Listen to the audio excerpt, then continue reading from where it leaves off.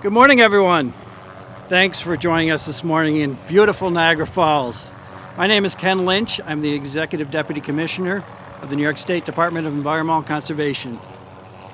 Well, it's great to be here today at one of the most amazing wonders of the world. Unfortunately, recent events have put a blemish on the area, and we're here today to update this community on our actions. As you know, under Governor Cuomo's direction, we've been undertaking an extensive investigation into what caused the now infamous water quality incidents on July 29th and August 15th, and our active investigation into the operations of the Niagara Falls Water Board. Less than a month ago, I was here to announce that under the governor's direction, DEC was conducting a full investigation into these recent events. In particular, we focused on reviewing the ongoing operations and maintenance at the treatment plant, and our staff have been thoroughly reviewed the board's September 1 report, which we required them to produce. While our investigation is still underway, we can conclude that the Niagara Falls Water Board is responsible for a number of operational deficiencies, which led to human errors and caused the black water discharge on July 29th, violating water quality standards. This discharge, coupled with additional combined sewer overflow incidents, constitutes violation of state law, state regulations, and the facility's operating permit. Specifically, as substantiated by the September 1 report, the Water Board failed to adequately maintain and operate the plant to prevent unauthorized discharges and did not have proper protocols to prevent the black water discharge. In light of these findings, DEC has notified the Niagara Falls Water Board that will be seeking an executed consent order that will hold them accountable for ensuring these violations are addressed and prevented in the future. Specifically, the consent order DEC proposed today will prohibit the board from making any further black water discharges, restrict the board from making any discharges from the plant's sediment basins without DEC approval, require the board to update all operational protocols and policies to prevent violations of water quality standards, required the board to retrain all plant employees and update all training materials to ensure that the new operational protocols are followed. And finally, require the board to pay a $50,000 penalty as a result of the unlawful discharges. It is clear that these things have to change in a way to address this aging treatment plant is operated and prevent them from threatening the economically important Niagara Falls region and the tourism, recreation, and habitat it supports. That is why we are taking these strong actions today. Niagara Falls Water Board must enter into this agreement with the state and begin updating the protocols to assure the plant is properly operated and maintained. In short, we demand that the board make fixing this plant and ending further illegal discharges a top priority, just as the state is making this a top priority. Once the order is implemented, we will detail all the requirements and action steps the board must undertake and will continue to update the public about our ongoing actions. And I know there's one man standing right next to me who will ensure we will do just that. That is Governor Andrew Cuomo. Through his leadership and direction, we have not only moved the ball forward on this issue, but we have all become national leaders in protecting clean water. Governor? Thank you. Thank you very much. First, I'd like to thank Mr. Ken Lynch and the entire department at DEC for their swift response here. This is a very serious situation, and their findings confirm that it's a very serious situation. What the DEC is saying by a consent order is the plant is going to have to make changes that fix the problems that they have exposed. These were basic operating breaches. These were basic breaches of protocol. It showed lack of training, lack of systems, lack of processes.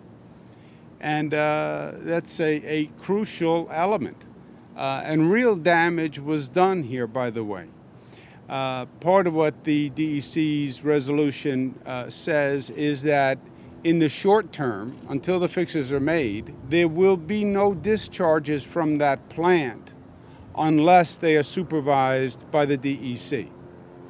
And then the longer term plan is to actually fix the problems that they've identified. It's not just the singular incident that is disturbing. This situation was inexcusable. You know, water pollution and clean water has been a major priority for this state. We've been working very hard for years. The taxpayers are spending billions of dollars to clean up the water. It's a statewide issue.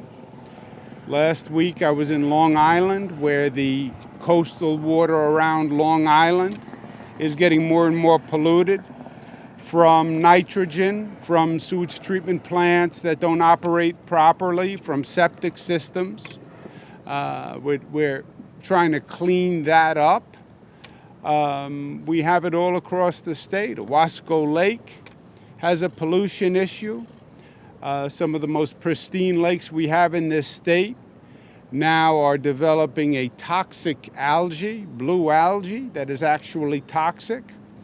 And the sewage treatment plant issue, the nitrogen issue, is at the crux of all of it. We're investing more than the state has ever invested before. $2.5 billion we just passed to provide clean water. So this situation where we have a plant and they just improperly operate the plant, as I said, is just wholly inexcusable. It's even more damaging to do it at this plant, at this site. You know, we are working very hard with Niagara Falls to bring back Niagara Falls, bring back the city of Niagara Falls, which is basically by re-engineering the city to be attractive to tourism. Where we've done so much work redoing the Niagara Falls State Park to make it more attractive, investments in the gorge, the Niagara Scenic Parkway, all with the same theme. People come here to see this. People come here to see Mother Nature in all her splendor, in a pristine environment, what they call ecotourism, green tourism. People come to see the natural environment. We spend millions of dollars on tourism ads. I love New York. Come see beautiful Niagara Falls.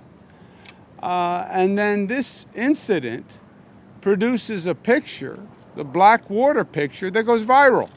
It went all over the world.